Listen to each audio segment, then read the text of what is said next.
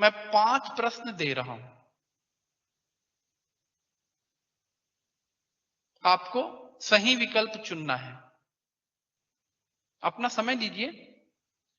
सही उत्तर बनाएंगे तो 1 अंक दीजिएगा, गलत बनाएंगे तो -1 कर दीजिएगा। वैसे माइनस नहीं कटता 1, 33% कटता है। आप सीधा 50-50 का रेशियो बना ले। सही बनाने पर कितना अंक देना है अपने आप को? 1। गलत बनाने पे कितना देना है? -1। ठीक, कौन टॉप करता है देखते हैं आज के इस टेस्ट में। फिर मैं संधि पढ़ाना शुरू करूंगा। पहला प्रश्न, परीक्षा। क्या लिखा है? परीक्षा। उसका संधि विच्छेद क्या होगा? कितने लोगों के अनुसार ए? हाथ उठाइए। ए।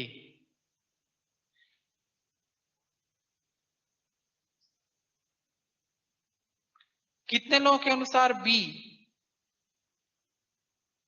तो जितने लोग ए लगाए हो -1 दो अपने आप को, जितने लोग बी लगाए हो वो भी -1, गिनते जाना। कितने लोगों के अनुसार सी होगा? वेरी गुड, आप लोग भी -1 दीजिए अपने आप को।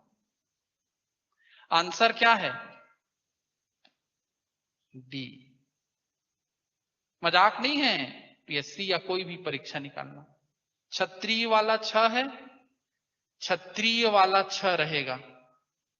अब बोलो कितने लोगों के अनुसार ए होगा? अब डर रहे हैं आंसर बताने। कितने लोगों के अनुसार बी होगा? ठीक, -1 दे दीजिए। कितने लोगों के अनुसार सी होगा? आंसर यहां पर सी है। तो यहां पर परी लिखा तो मैं यहां पर समी क्यों नहीं लिया? ये दीर्घ स्वर संधि है, ये व्यंजन संधि है। समझेंगे अभी। क्वेश्चन नंबर 3, अमिताभ बच्चन का बेटा आ गया, अभिषेक। संधि विच्छेद कीजिए। कितने लोगों के अनुसार ए? एक जने बता रहे हैं। कितने लोगों के अनुसार बी? यानी आंसर बनाना ही है, जान रहे हो? कंफर्म है? क्यों आंसर बना रहे हो? नहीं जानते हैं तो नहीं भी बनाना चाहिए माइनस मार्किंग में, ये भी सीख जाओ। कितने लोगों के अनुसार सी?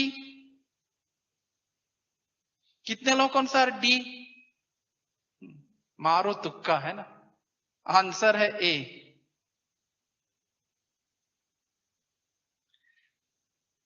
तुक्का मारने की कोई जगह नहीं रहती कंपटीशन एग्जाम में। 4 विकल्प आपके विरोध में रहते हैं 5 में, यदि 5 है तो। यदि 4 प्रश्न है तो 3 लोग आपके विरोध में है, 1 आपके साथ है। सड़क के समय टूटेगा, षटकोण के समय जुड़ेगा, नियम है। दीनानाथ। कितने लोग अनुसार ए? कितने लोग अनुसार बी? कितने लोग अनुसार सी? आंसर है बी। ये हिंदी की संधि है, दीर्घ स्वर संधि नहीं होगा। भगवान न तो दीन है न ही अनाथ हैं, वो दीनों के नाथ हैं। ये पहले में जो संधि है, इस संधि का प्रकार है दीर्घ स्वर संधि। दूसरे में जो संधि हो रही है उस संधि का नाम है, अभी मैं पढ़ाऊंगा आपको, अपनी क्षमता का मैं एहसास करा रहा हूं, आप कितने पानी में हो। दूसरे में जो संधि हुई है उसका नाम है व्यंजन संधि। तीसरे में भी जो संधि हुई है वो है व्यंजन संधि।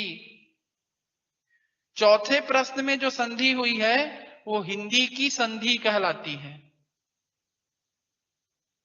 चलो 5वां को अब सही बनाना यार, कॉमन सेंस लगाकर। सुषमा। कितने लोगों के अनुसार ए? कितने लोगों के अनुसार बी? यानी तुक्का मारो। कितने लोगों के अनुसार सी? कितने लोगों के अनुसार डी? तो जैसा अभिषेक में हुआ है वैसी किसमें होगा? सुषमा। टूटेगा सड़क के समय, जुड़ेगा षटकोण के समय। समझाऊंगा भी, नियम बताऊंगा। ये भी व्यंजन संधि है। अब बोलिए 5 में 5 कौन पाया? यहां पर तो 100 लोग हो गए, 50 से ज्यादा हो। पूरे रायपुर भिलाई नीचे वाला हाल ऑनलाइन वर्णों के मेल से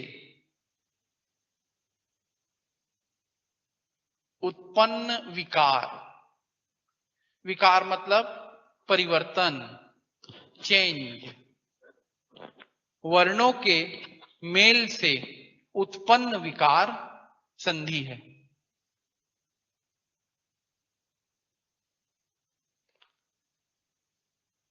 अब वर्ण शब्द आया।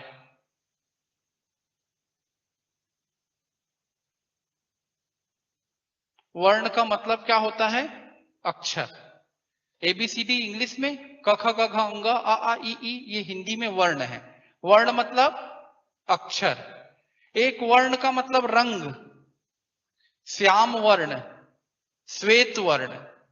तो इधर आप साइड में देखिए, यहां पर वर्ण का मतलब अक्षर, लेकिन वर्ण के 3 अर्थ, अक्षर, रंग और वर्ण करना या चुनना,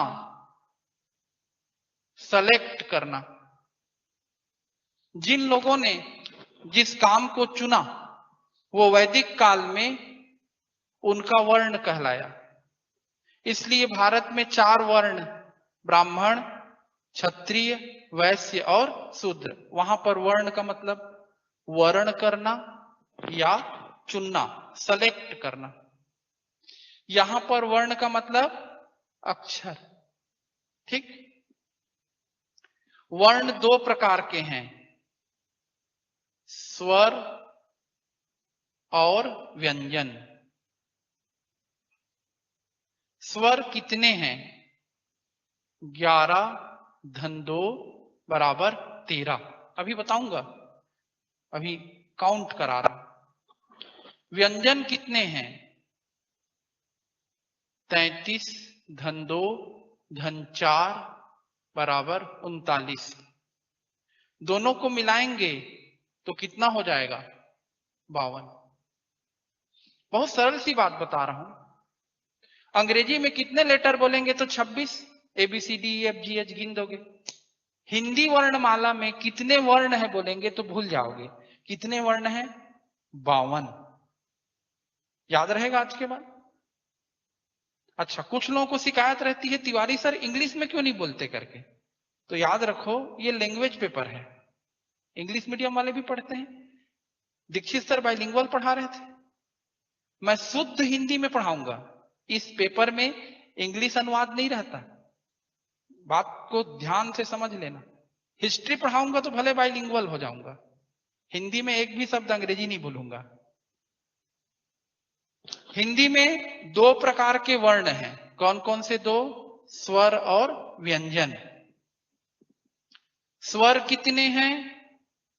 11। 2 अलग से लेते हैं तो 13। व्यंजन मूल कितने हैं? मूल या तो 33 या दोनों को जोड़ करके 35। कभी ऑप्शन में 33 मिलेगा, कभी ऑप्शन में 35। समझाऊंगा, धीरे धीरे समझोगे। कुल व्यंजन कितने हैं? तो 39। आज ये फिगर पहले याद करो।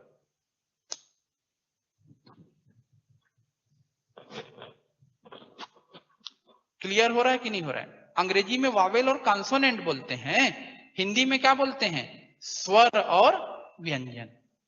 तो आपने संधि की परिभाषा लिखी, वर्णों के मेल से उत्पन्न विकार संधि है। कैसे, क्यों, पढ़ते पढ़ते समझेंगे। वर्ण का मतलब क्या होता है? अक्षर। वर्ण के प्रकार कितने होते हैं? 2। कौन कौन से 2 प्रकार? स्वर और व्यंजन। हिंदी में कुल कितने वर्ण हैं? 52। स्वर कितने हैं? 11। यदि ऑप्शन में 11 नहीं है तो 13। व्यंजन कुल कितने हैं? 39। मूल या ओरिजिनल कितने हैं? या तो 33 या तो 35। ये 4 संयुक्त व्यंजन है। धीरे धीरे सीखेंगे। अब फिर से वापस लौटते हैं। ये सब स्वर और व्यंजन कहां पर आएंगे? संधि में एंट्री करते जाएंगे। किसी को डाउट है पूछ सकते हैं। संधि के प्रकार।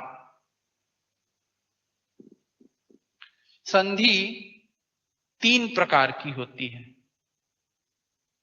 स्वर संधि,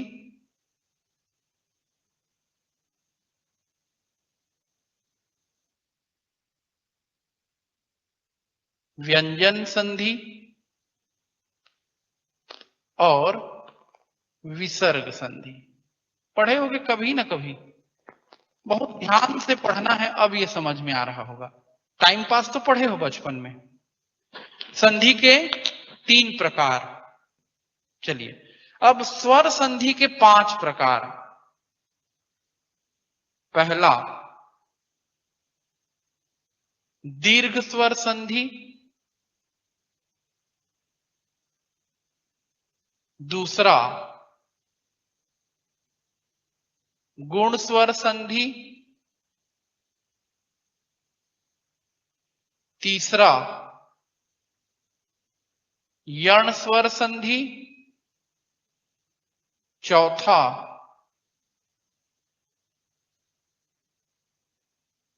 वृद्धि स्वर संधि, पांचवा अयादि स्वर संधि। ये इंट्रोडक्शन स्टार्ट हुआ। इतना याद हो जाएगा, फिर बाकी कहानी इसके बाद। संधि कितने प्रकार की होती है? 3। स्वर संधि कितने प्रकार की होती है? 5। यानी प्रकार के अंदर प्रकार ज्यादा हो गया। यदि एग्जाम में आएगा स्वर संधि के कितने प्रकार होते हैं? आंसर 5। संधि के कितने प्रकार होते हैं? 3। स्वर संधि के 5 प्रकारों के नाम दिमाग में रखिए। दीर्घ स्वर संधि, गुण स्वर संधि, यण स्वर संधि, वृद्धि स्वर संधि और अयादि स्वर संधि। अब आइए स्वर।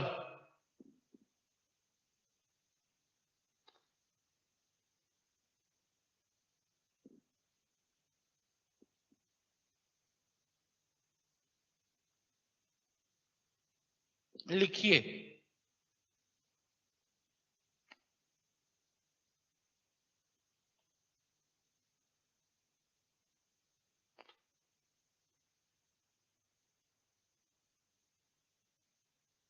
ये हो गए 11। गिन लीजिए। अ आ इ ई उ ऊ ए ऐ ओ औ और री। 11 स्वर। विकार का मतलब होता है बदल जाना, परिवर्तित हो जाना।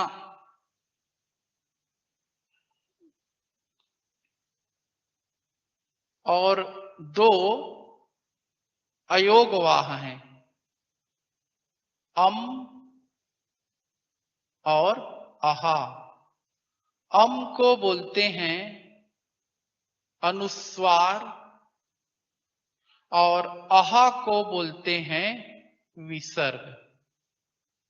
11 में 2 को जोड़ दो तो कभी कभी आंसर होगा 13।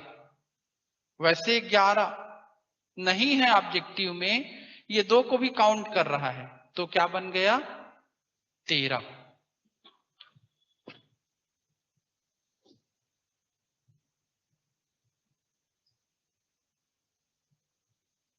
मैं अग्र स्वर, मध्य स्वर और पश्च स्वर पूछा हूं बेटा, तू कुछ और लिख के भेजा है। यहां तक क्लियर है? ये आपको स्वर समझ में आ गए? एकदम बेसिक से स्टार्ट कर रहा हूं, ठीक? स्वरों की संख्या 11 या 2 जोड़ के कितनी बना लिए? 13। अब देखो 12 खड़ी क्या होती है? कभी कभी ये भिलाई वाला लड़का पूछ रहा था 12 खड़ी तो कैसे करते हैं ये बाल गंगाधर तिलक इसको समझाए थे, वैसे कई लोग समझाते हैं। 12 खड़ी का मतलब ये 12 खड़ी है। कैसे 12 खड़ी है? अ आ इ ई उ ऊ ए ओ अम आहा। कितना हो गया? 12। ये तमाशा है। पहले ऑप्शन किसको चुनना है? स्वर कितने हैं? 11। 11 नहीं है तो 13। 11 13 दोनों नहीं है तो 12। है तो 11, लेकिन लोगों की राय क्या हो गई? अलग अलग। कुछ लोग इसको जोड़ दिए तो 13, कुछ लोग री को हटा दिए और 12 खड़ी ले लिए। अ आ इ ई उ ऊ ए ओ अम आहा। तो कितना हो गया? 12 खड़ी। अब मेंस में प्रश्न आया है, देखते हैं कौन बना पाएगा। क की 12 खड़ी लिखिए। क क ख ग घ अंगा। क की 12 खड़ी लिखिए। मेंस में प्रश्न आया है क की 12 खड़ी लिखिए। क का, हाँ ये की आप समझ गए। की, कु, कु, के, कै, को, कौ, कम, कहा। अब आप बोलिए ये कॉन्सेप्ट किसकी समझ में नहीं आ रहा है?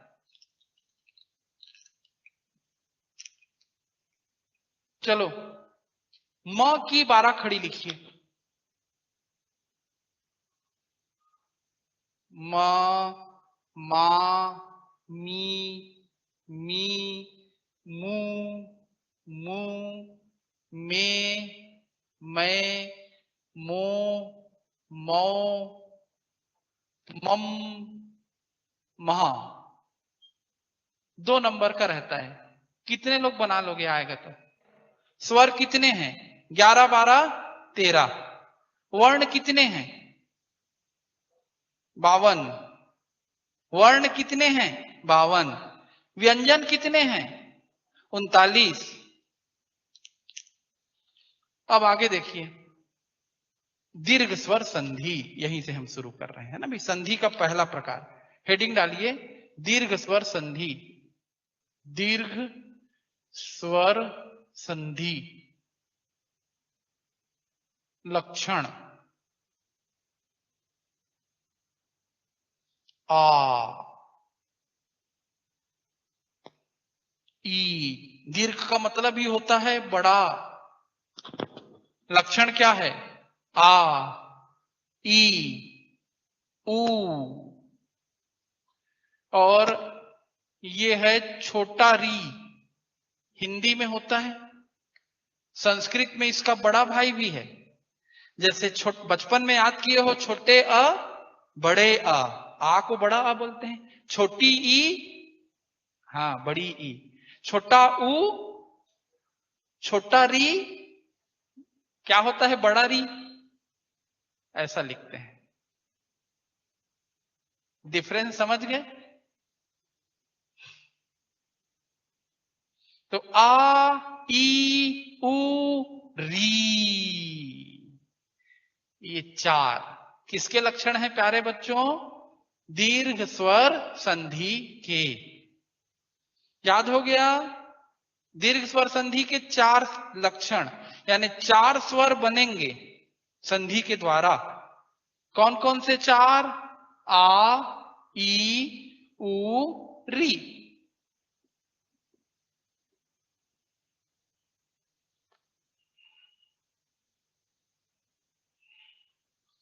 अब किसको बना रहे हैं? आ। घर में फेयर कॉपी में चार्ट बनाइए, जैसा मैं बना रहा हूं। मैं कुछ शब्द लिखूंगा, आप जितने शब्द आपके हिंदी के बुक में होंगे, मेरी बुक ले सकते हैं, वासुदेव नंदन प्रसाद की बुक ले सकते हैं, या विनय कुमार पाठक की बुक ले सकते हैं। वैसे विनय कुमार पाठक लीजिए, मेरी बुक लीजिए, पर्याप्त है। व्यापम में वासुदेव नंदन प्रसाद की बुक से जरूर प्रश्न आता है। तो 3 बुक मैं बोलता हूं ना, अपनी अपनी क्षमता। पहला कॉलम अ धन अ बराबर आ, लेकिन दिक्कत क्या है, अ धन आ तब भी क्या है आ। यदि आ धन अ लेंगे तब भी आ, और यदि आ धन आ लेंगे तब भी आ। हो गया मरना। 4 प्रकार से आ बन रहा है। आप लोग तो सोचे रहे होंगे एक ही प्रकार से बनता है, ये पहला है, लेकिन 3 और तरीके से भी आ ही बनेगा। इसलिए संधि विच्छेद करने में टेक्निकल दिक्कत आनी शुरू हो जाती है। आपको मूल शब्द को जानना पड़ेगा। एक एक पहले एग्जाम्पल बता दो।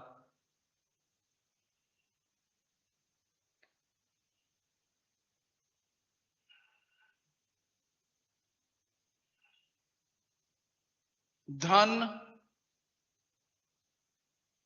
धन अर्थी।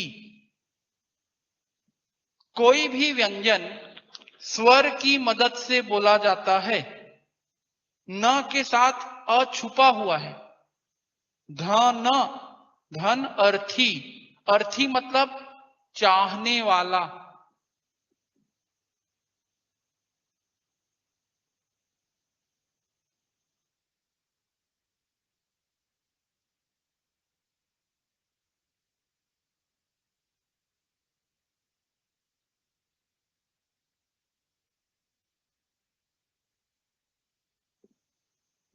दोनों अर्थी का मतलब समझ में आया।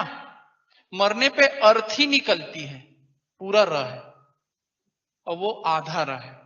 अर्थी मतलब चाहने वाला, अर्थी मतलब चाहने वाला।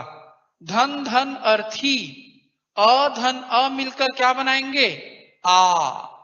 क्या बना भैया, धनर्थी नहीं जी, धनार्थी।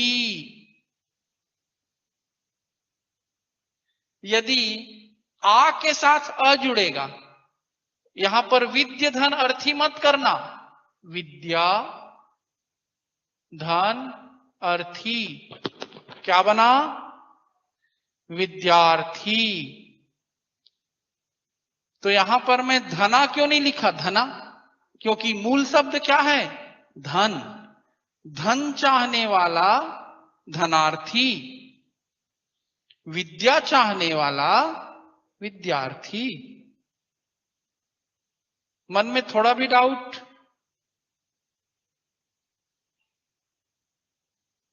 देव धन आलय। आलय का मीनिंग याद रखो, आलय यानी घर। क्या बन गया, देवालय।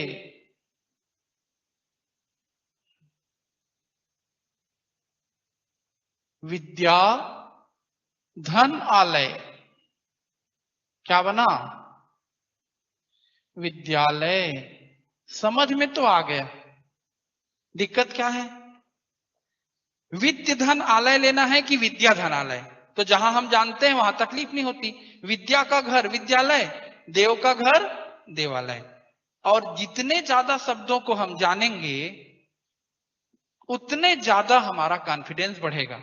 चलिए मैं आपके लिए प्रश्न दे रहा हूं, संधि विच्छेद करना। पहला, वार्तालाप। दूसरा, रेखांकित। तीसरा, पराधीन।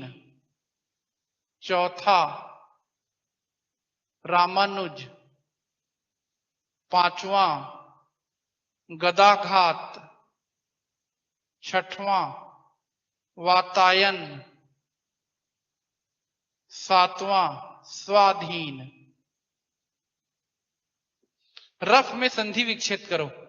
इससे आप गंभीरता को समझोगे कि हम सही बना पाते हैं कि नहीं। शुरू करें।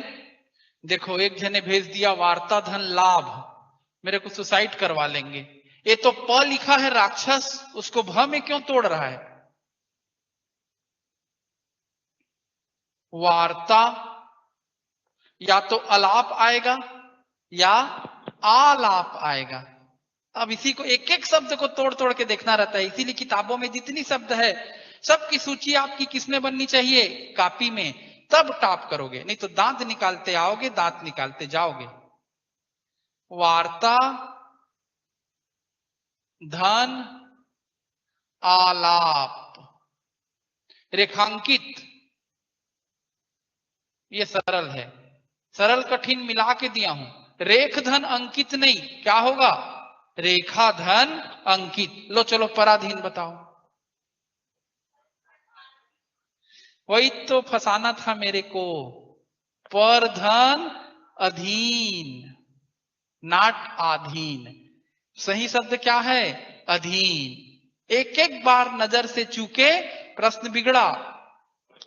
रामानुज, हाँ ये नहीं बिगड़ेगा, खुश करने के लिए दिया हूं। गदाघात, गदाधन कौन से कॉलम में जाएगा? लास्ट, फोर्थ में। गदा धन आघात, क्या बना? गदाघात। वातायन, अब फिर फंसोगे। वात यानी हवा, वात धन अयन। एसी को वातायन कहते हैं हिंदी में। एसी या फिर एसी ना हो तो जो क्या लगा रहता है, रोशनदान, उसको बोलते हैं वातायन। हवा आने जाने की जगह है वो। वात धन अयन, वात यानी हवा,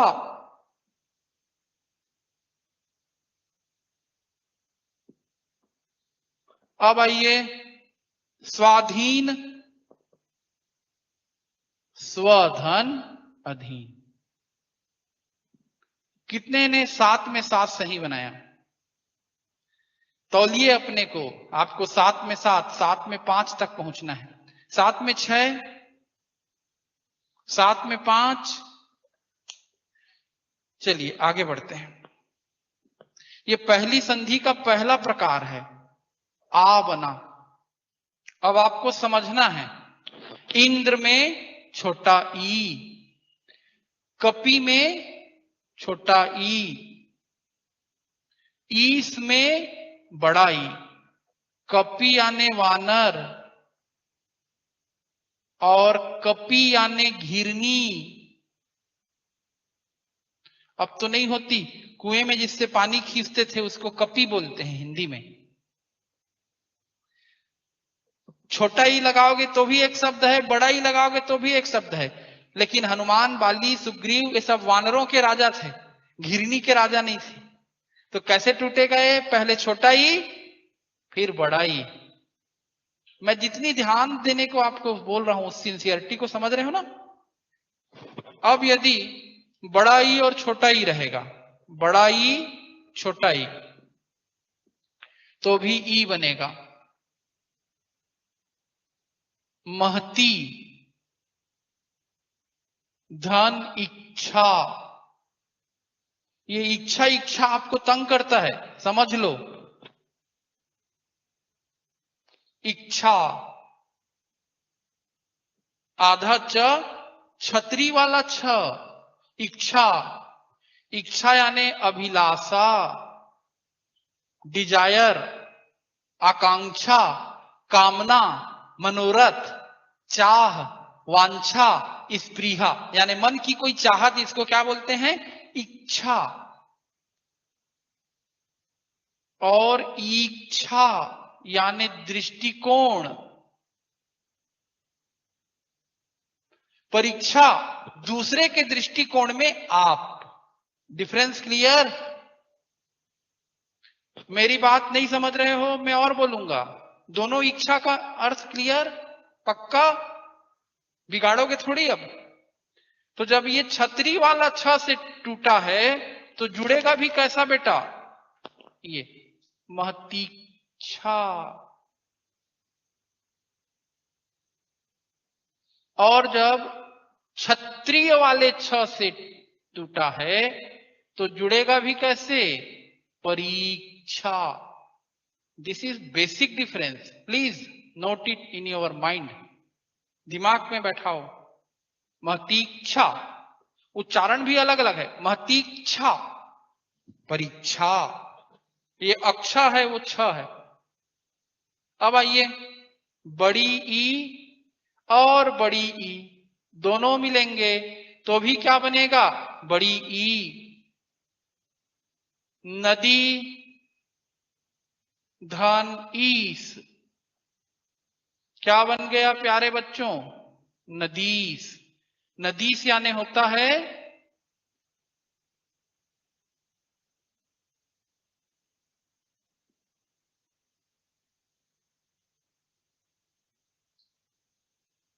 समुद्र, नदियों के स्वामी। नदीस यानी समुद्र, ईस यानी ईश्वर। चार प्रकार से ई। बात धस गई भेजे में। अब देखिए ऐसी ऊ धन ऊ बराबर बड़ा ऊ धन बड़ा ऊ बराबर बड़ा ऊ, बड़ा ऊ धन छोटा ऊ बराबर बड़ा ऊ, और दोनों के दोनों बड़ा ऊ तो भी बड़ा ऊ। एक आध उदाहरण देख लो। भ्रू, भ्रू यानी भौं। धन ऊर्ध्व क्या बन गया, भ्रूर्ध्व। सिंधु छोटा ऊ, सिंधु का मतलब समुद्र, मीनिंग भी लिख लो भैया। धन ऊर्मी, हाथ उठाओ कौन उर्मी का मीनिंग बताएगा, ठेठरी खुरमी नहीं लिखा हूं, उर्मी। उर्मी यानी लहर, दोनों मिलके क्या बनाएगा, छोटा ऊ बड़ा ऊ मिलके बड़ा ऊ, सिंधूर्मी। भानु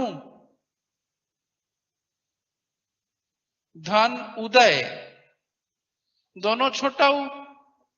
भानु मतलब सूर्य। अरे कॉन्फिडेंस में तो आओ, मरहा टाइप क्यों बैठे हो, मेरे को तंग करो, पढ़ के आओ, हिम्मत से बैठो। भानु धन उदय क्या बना, भानुदय। ऐसा, ऐसी और बना लेना। तो ये है ऊ का बनना। आ बना, ई बना, और क्या बना, ऊ बना। अब क्या बच गया रे भैया, री बचा कि नहीं। एक ही प्रकार से बनेगा, ये अच्छा बच्चा है। छोटा री धन छोटा री बराबर क्या होगा, बड़ा री।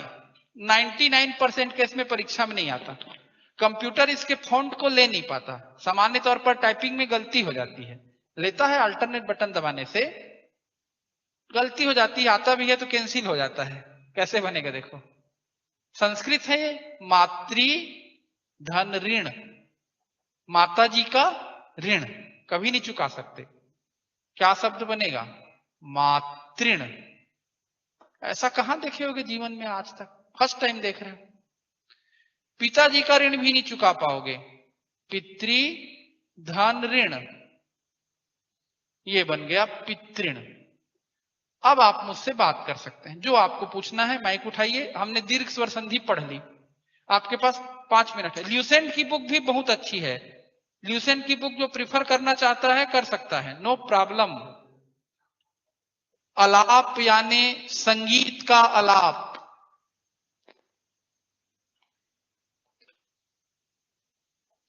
वार्तालाप में तुम संगीत करते हो क्या? कोई तुमसे बातचीत करने आया, आओ बैठो, ऐसा करोगे क्या? अभी भी नहीं समझा बाबू रे?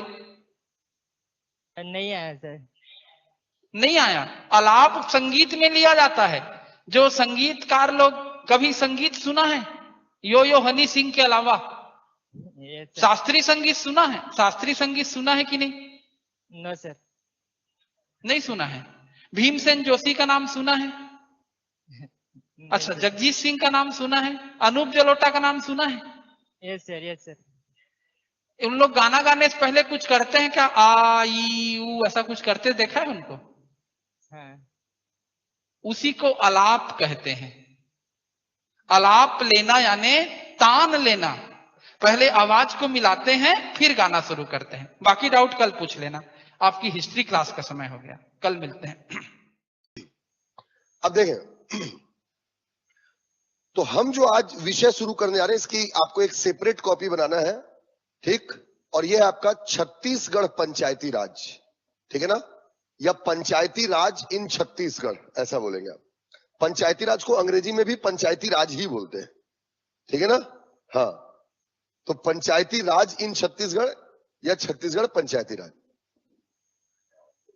आप पहले तो इसका मतलब समझ लें, याद रखें जो अभी मैंने आपको बताया कि छत्तीसगढ़ के जीएस से लगभग 50 क्वेश्चन पूछे जाते हैं। अभी मैंने आपको बताया इन 50 क्वेश्चन में से लगभग 8 क्वेश्चन जो है ये पंचायती राज से आते हैं। यानी आप जो पढ़ रहे हैं वो छत्तीसगढ़ का हिस्सा पढ़ रहे हैं। जो 50 क्वेश्चन जो छत्तीसगढ़ का होता है उस हिस्से से हम इसको स्टार्ट करने जा रहे हैं। ऑलमोस्ट 8 क्वेश्चन जो है एक एवरेज अगर लेंगे तो ये पंचायती राज संस्थाओं से पूछे जाते हैं। समझ में आ रही मेरी बात? तो इसे ही हम शुरू करने जा रहे हैं। अब इसके लिए जो बुक है, जो सोर्स बुक है, तो छत्तीसगढ़ में जो पंचायतों की स्थापना है वो कानून के माध्यम से हुई है, एक्ट के माध्यम से, जिसको छत्तीसगढ़ पंचायती राज अधिनियम 1993 कहते हैं, 1993।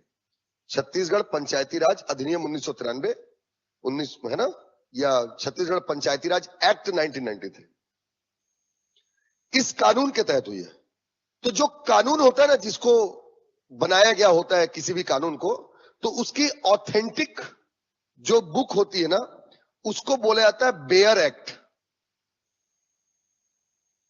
जैसे विधानसभा ने जो कानून बनाया है उसकी जो एक्चुअल जो नोट्स होगी, जो बुक होगी ना, उसको कहते हैं बेयर एक्ट। तो इसका छत्तीसगढ़ पंचायती राज अधिनियम का जो सोर्स है वो है बेयर एक्ट। बेयर एक्ट, आप दुकान में जाएंगे, बोलेंगे भैया वो छत्तीसगढ़ पंचायती राज अधिनियम का बेयर एक्ट दे दो, तो बेयर एक्ट आपको दे देगा। इतनी पतली सी है, ठीक है, लेकिन आपको कुछ समझ में नहीं आएगा क्योंकि वो कानूनी भाषा है और आपको उसको समझने की जरूरत भी नहीं है, ठीक है? आप केवल यहां पर ध्यान दें जो मैं आपको पढ़ाने और बताने जा रहा हूं। समझ में आया? आपको कुछ भी अलग से इसमें करने की जरूरत नहीं। चलिए तो स्टार्ट करते हैं हम लोग। एक पतली सी कॉपी बनाएंगे और लगभग 50 से 60 पन्नों की, ठीक, जिसमें आपको इस सब्जेक्ट को लिखना है। चलिए, तो छत्तीसगढ़ में पंचायती राज हम शुरू करें उसके पहले यह जानना जरूरी कि आखिर पंचायती राज क्या है, ठीक है ना? पंचायती राज एक्चुअली क्या है, इसको मैं आपको बताने जा रहा हूं। इंट्रोडक्शन में इसका आपको दे रहा हूं, ठीक है? इंट्रो देखते हैं हम इसका। इंट्रोडक्शन, या इंट्रोडक्शन में हम ये जानने जा रहे हैं पहली बात कि पंचायतें क्या है, ठीक है? What are Panchayati Raj institution, पंचायतें हैं क्या, पहले हम ये जानने जा रहे हैं, ठीक है? ध्यान सुनेंगे बेटा, पहले तो पेन पेपर छोड़ दें और समझें। पहले आप देखें कि हमारे देश में जो शासन व्यवस्था है, एडमिनिस्ट्रेशन जो है, शासन, या आप ज्यादा परिचित शब्द आपके लिए सरकार है। हमारे देश में जो सरकारें हैं, द गवर्नमेंट इन इंडिया, हमारे देश में सरकारें मूलतः दो स्तरों पर है। मेरी बात समझ रहे हैं? We have the 2 tiers administrative structure in India. भारत में जो प्रशासनिक संरचना है या जो सरकारें हैं वो मूलतः 2 स्तर पर है। एक को कहते हैं केंद्र स्तर। केंद्र स्तर कहने का मतलब क्या होगा? संपूर्ण देश के लिए, है ना, फॉर होल द नेशन। और एक सरकार जो है आपका राज्य स्तर पर है, स्टेट लेवल पर है। मेरी बात समझ पा रहे हैं? We have the 2 tiers administrative structure in India. First is central level and second is state level. केंद्र स्तर पर, राज्य स्तर पर। केंद्र स्तर पर जो सरकार होती है उसे हम केंद्र सरकार कहेंगे, सेंट्रल गवर्नमेंट, यूनियन गवर्नमेंट। और केंद्र सरकार जो होती है ये संपूर्ण देश के लिए शासन करती है ना, संपूर्ण देश के लिए शासन करेगी। मेरी बात समझ रहे हैं? और केंद्र सरकार जो संपूर्ण देश के लिए शासन करेगी इसको कहते हैं हम केंद्रीय प्रशासन या संघीय प्रशासन, या इंग्लिश में कहेंगे हम इसे सेंट्रल गवर्नमेंट या सेंट्रल एडमिनिस्ट्रेशन या यूनियन एडमिनिस्ट्रेशन। ठीक, जैसे आप देखें प्रधानमंत्री नरेंद्र मोदी जी हैं, पूरे देश के प्रधानमंत्री हैं, पूरे देश के लिए शासन करते हैं। तो प्रधानमंत्री मोदी जी के द्वारा जो किया जाने वाला शासन है या दिल्ली से जो चलने वाला शासन है वो केंद्रीय प्रशासन को दर्शाता है। केंद्र में कौन होता है? राष्ट्रपति होंगे, प्रधानमंत्री होंगे, है ना, उपराष्ट्रपति होंगे, ये सब केंद्रीय प्रशासन का हिस्सा। समझ में? जो राज्य का प्रशासन होता है इसे राज्य सरकार करेगी, स्टेट गवर्नमेंट, और ये एक विशिष्ट राज्य के लिए होता है ना। मेरी बात समझ रहे हैं? राज्यों में जो प्रशासन होगा it must be state specific. राज्यों में जो शासन होगा वो राज्य विशेष के लिए हो। जैसे छत्तीसगढ़ राज्य सरकार छत्तीसगढ़ के लिए शासन करेगी, मध्य प्रदेश राज्य सरकार मध्य प्रदेश के लिए शासन करेगी, उत्तर प्रदेश राज्य सरकार उत्तर प्रदेश के शासन करेगी, उत्तर प्रदेश की सरकार छत्तीसगढ़ के लिए शासन नहीं करेगी। स्टेट स्पेसिफिक हो। मेरी बात समझ में आ रही है? और जो राज्य सरकार के द्वारा प्रशासन किया जाए उसे हम राज्य प्रशासन या स्टेट एडमिनिस्ट्रेशन कहते हैं। ठीक है ना? उसे हम राज्य प्रशासन या स्टेट एडमिनिस्ट्रेशन कहेंगे, राज्यों का प्रशासन। क्लियर हुआ? तो एक हो गया आपका शासन, केंद्रीय प्रशासन हो गया, एक हो गया आपका राज्य का प्रशासन। समझ में आया? लेकिन राज्य में जो प्रशासन होता है वो 2 स्तर पर होता है। जो राज्य में शासन होगा वो 2 स्तरों पर होगा। एक राज्य स्तर पर होता है, स्टेट लेवल, और एक जिला स्तर पर होगा, डिस्ट्रिक्ट लेवल। समझ में बात को? राज्य में जो प्रशासन होगा वो 2 स्तर पर होगा। एक राज्य स्तर पर पूरे छत्तीसगढ़ राज्य के लिए जो प्रशासन होगा, और एक होगा आपका जिला स्तर, डिस्ट्रिक्ट लेवल पर हर जिले का प्रशासन, बिलासपुर जिला, रायपुर जिला, रायगढ़ जिला, कोरबा जिला, इस तरीके से हर जिले का प्रशासन हो। अब राज्य स्तर पर जो प्रशासन हो तो मुख्यमंत्री करेंगे, ये आपका राज्य प्रशासन है या स्टेट एडमिनिस्ट्रेशन है।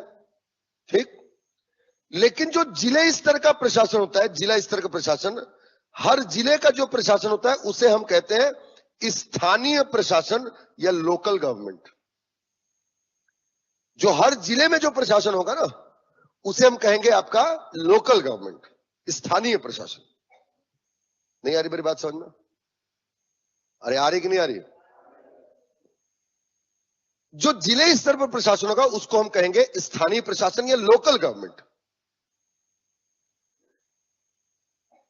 जैसे केंद्र का जो प्रशासन है, केंद्र का प्रशासन प्रधानमंत्री कर रहे हैं, राज्य का प्रशासन मुख्यमंत्री कर रहे हैं, लेकिन जब जिले में जाते हैं तो जिले का प्रशासन मूल रूप से कलेक्टर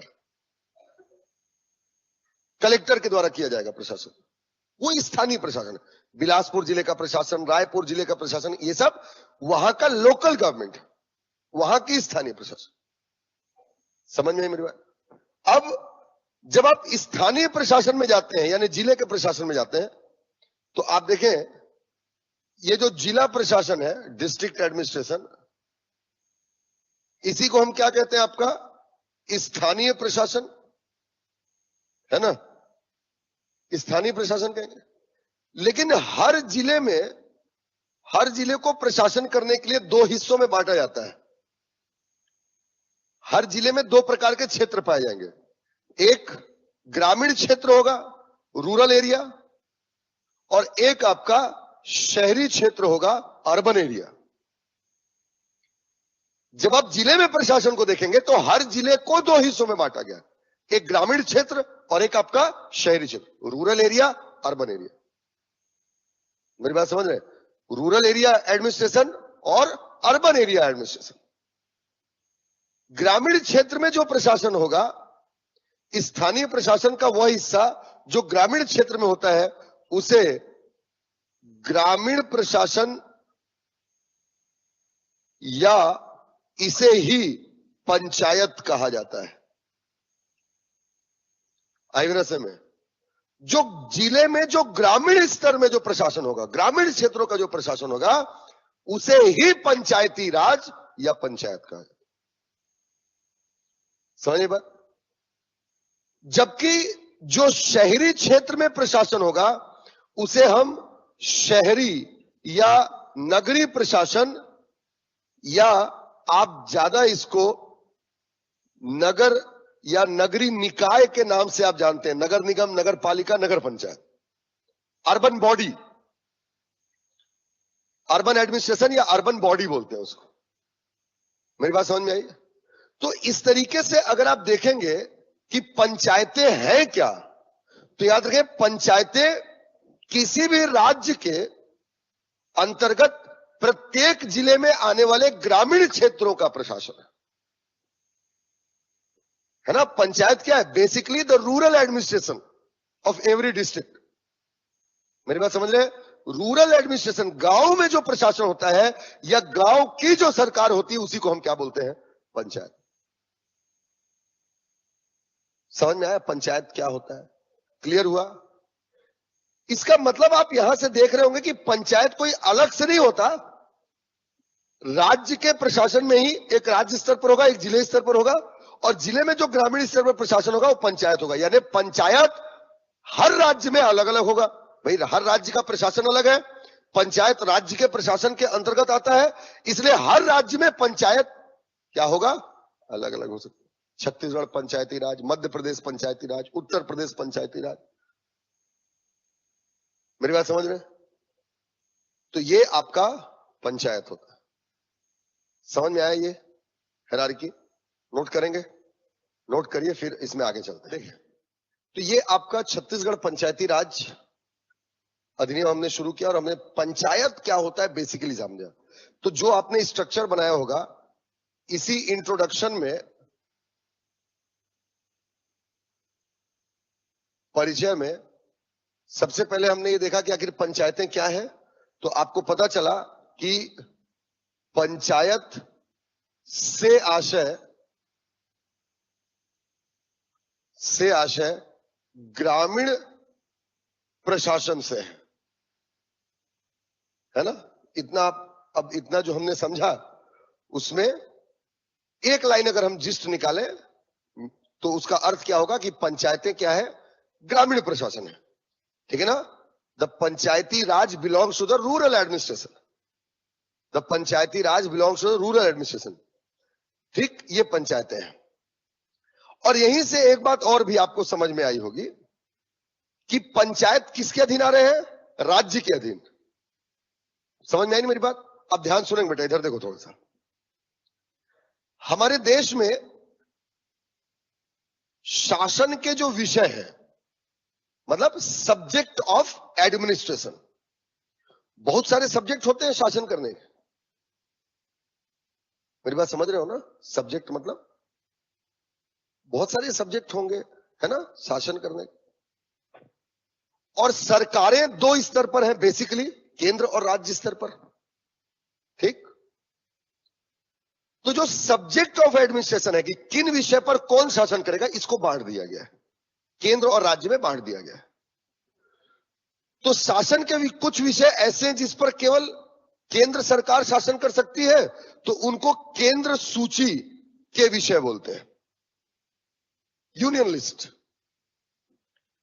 कुछ शासन के विषय ऐसे हैं जिन पर राज्य ही शासन कर सकती, केंद्र उसमें दखल अंदाजी नहीं कर सकती, तो उसको कहते हैं हम राज्य सूची के विषय, स्टेट लिस्ट। ठीक है ना, राज्य सूची के विषय। और कुछ विषय ऐसे हैं जिस पर केंद्र और राज्य दोनों शासन कर सकते हैं, तो कुछ विषय जो जिन पर केंद्र और राज्य दोनों शासन कर सकते हैं उनको कहते हैं समवर्ती सूची का विषय, या इंग्लिश में कहते हैं कॉन्करेंट लिस्ट।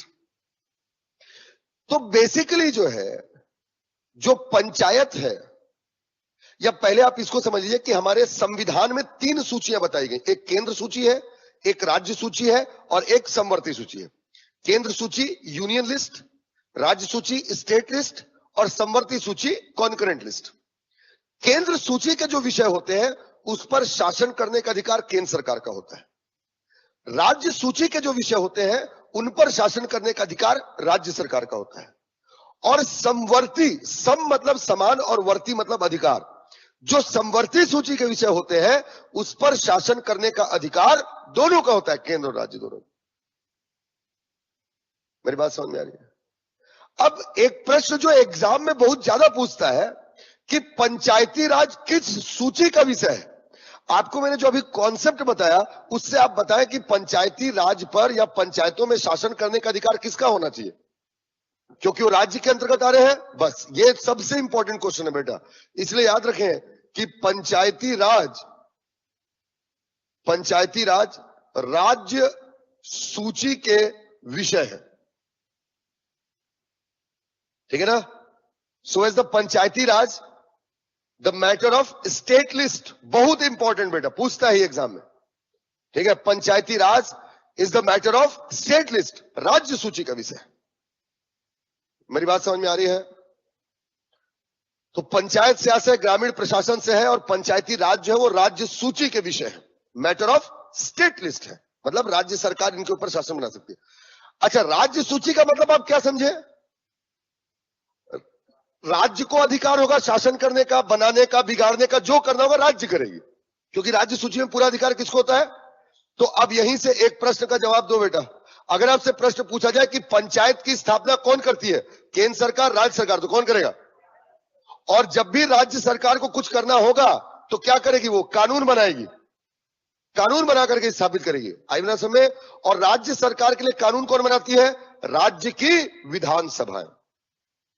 मेरी बात समझ में आई? तो यहीं से तीसरा पॉइंट आप याद रखें कि पंचायतों की स्थापना, ठीक है ना, पंचायतों की स्थापना का अधिकार राज्य सरकार को है। ठीक है? The state government is responsible for establishment of Panchayati Raj institutions. The state government is responsible for establishment of Panchayati Raj institution. अब आप एक चीज देखें कि पंचायत की स्थापना राज्य सरकार का अधिकार है, लेकिन राज्य सरकार करती कैसे है, करेगी कैसे? कानून बनाकर। ठीक है ना?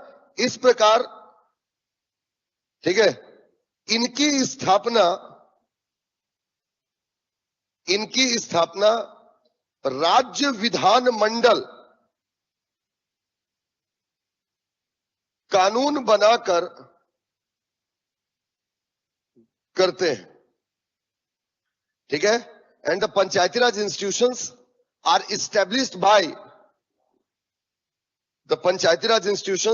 established by making legislation by the state legislature. ठीक है? Making legislation by the state legislature. इस तरीके से पंचायत के बारे में आपको इतनी चीजें याद रखनी थी। इसके आगे बेटा हम बढ़ेंगे कल। ठीक है? अभी आपकी अगली क्लास तिवारी सर जी क्लास होगी, अटेंड कीजिए उसको।